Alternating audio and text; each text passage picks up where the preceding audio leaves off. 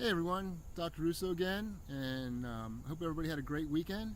And what I want to do now is just give a short wrap-up, just making a short video to accompany my wrap-up post for the Week 3 forum for Advanced Anatomy and Physiology. And I really enjoyed reading a lot of your posts, all of your posts for that matter, in regards to both topics, both the nutritional topic on celiac disease and gluten in the diet, and also the other topic that had to do with respiratory system and altitude physiology. Well, not only altitude, but also what we refer to as hypobaric, which is altitude, but also hyperbaric physiology, which has to do with most cases underwater, diving situations. However, in the past, it also had to deal with a lot with other types of activities, such as when they used to dig tunnels. Tunnel workers would have to be actually under rivers, would go and work in what are called caissons, which are also under pressure. And interestingly, they have a lot, or had, and maybe even still have, I'm not into all the construction details for tunnels, but from what I know is that a lot of the issues that divers faced, they also face, because they're working under a pressurized condition. Anytime you're submerged below sea level or underwater, those conditions prevail, and the body has to deal with them. So those were the two topics for the week. I want to get more into the first one on digestive issues and wheat gluten in particular. And if you go and you read my wrap-up post, I talk a little bit more about this, and I get more into the evolutionary aspect of it and why humans really aren't designed to consume products made from grasses, for that matter. That's basically what wheat is. It's a grass, just like rye and rice and even corn is a grass, for that matter.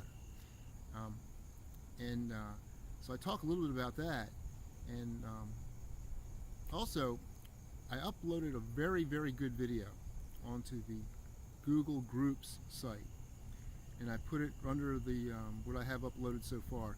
I don't have that much material up. I just had some material from week 1 that I had posted.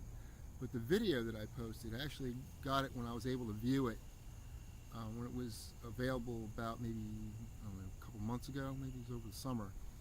It's called Serial Killers. And it was actually, I think it was made last year in 2013.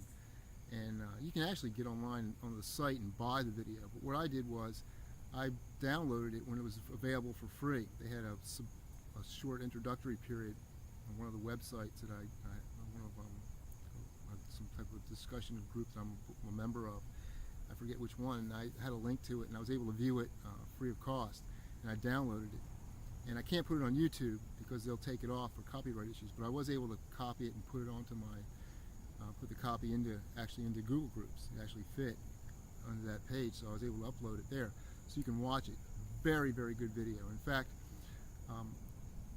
you'll be able to see what it's all about. But essentially, it deals with diet and sugar and also grain products, and how these two components have really contributed to a lot of illness in the population.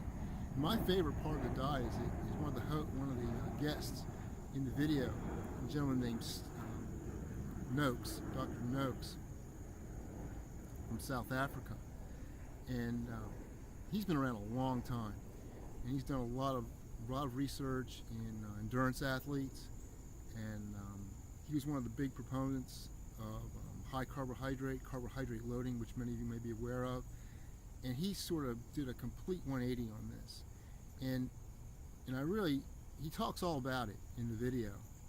And the reason I brought him up is that the reason I brought Dr. Tim Noakes up was because last week in the workouts, Dr. McGuff had an article about training and paradigm change, and this whole diet concept also is sort of undergoing a paradigm change from high carbohydrate, low fat diet to more of maybe not necessarily a high fat diet, even though Dr. Noakes talks more about high fat diets, but a very low carbohydrate diet, especially processed carbohydrates, sugar and processed grains, i.e. starches in the diet.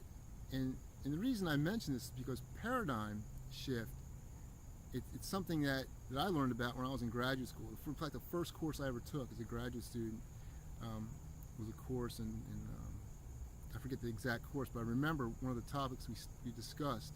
It was a research methods course, that's what it was. And one of the topics that we discussed was paradigms and paradigm shifts.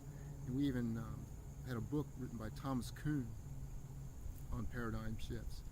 And I guess they were trying to teach us, that paradigm shift, ways of thinking in science always are shifting and changing. And I found it really interesting because ever since I've taken that class many years ago, is that the one thing I've noticed is that a lot of researchers, scientists, academians, and what have you, they all, oh yeah, paradigm shifts, great. It's great. They're necessary for science to evolve and so forth. But when it comes to their paradigm, or whatever camp they're in, and their research shifting, can't have that. No, not if it's my life's work. Great, everybody else's can shift, but not mine. And that's kind of unfortunately, that's the way a lot of scientists and researchers think.